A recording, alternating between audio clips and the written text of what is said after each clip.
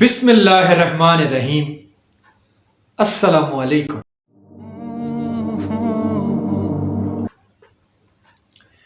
چار چیزیں اپنی زندگی میں کبھی بھی مت چھوڑنا۔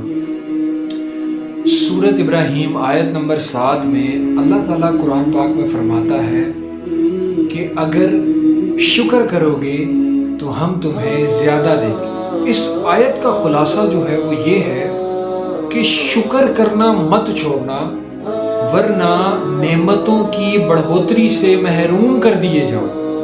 دوسری چیز، سورہ بقرہ آیت نمبر 152، اللہ تعالیٰ قرآن میں فرماتا ہے تم مجھے یاد کرو میں تمہیں یاد کروں گا۔ اس کا مطلب یہ ہے، اس کا خلاصہ یہ ہے کہ اللہ کا ذکر کرنا کبھی بھی مت چھوڑنا، کیونکہ تم اللہ کا ذکر کرنا چھوڑو گے تو اللہ بھی تمہیں یاد نہیں کرے گا اور اللہ کے یاد کرنے سے محروم ہو جاؤ گے تم۔ جب اللہ تمہیں یاد کرنا چھوڑ دے تو پھر اس دنیا میں رہنے کا کوئی مقصد نہیں ہے، کوئی جواز نہیں ہے۔ تیسری چیز، سورۃ مومن آیت نمبر 60، اللہ تعالیٰ کی ذات قرآن میں ارشاد فرما رہی ہے کہ تم لوگ مجھ سے مانگو میں تمہیں دوں گا۔ اس کا مطلب یہ ہے دعا، یہ دعا کرنا اللہ سے کبھی مت چھوڑنا، کیونکہ جو انسان دعا کرنا چھوڑ دیتا ہے وہ غرور کی نشانی ہے، تکبر کی نشانی ہے۔ ایک بات یہ، اور سوائے اللہ کی ذات کے کوئی انسان کی مدد نہیں کر سکتا۔ تو اللہ قرآن میں کہہ رہا ہے مجھ سے مانگو میں تمہیں دوں گا۔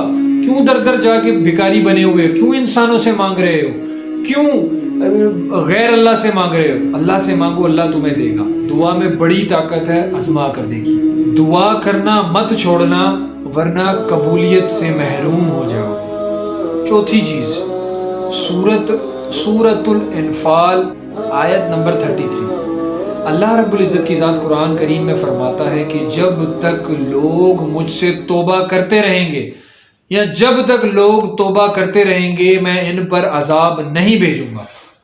تو جناب کبھی بھی استغفار کرنا مت چھوڑنا، ورنہ نجات سے محروم ہو جاؤ۔ اللہ رب العزت کی ذات ہمیں ان چار چیزوں پر عمل کرنے اور عمل پیرا ہونے کی توفیق عطا فرمائے۔ آمین یا رب العالمین، وآخر الدعوانا ان الحمد للہ رب العالمین۔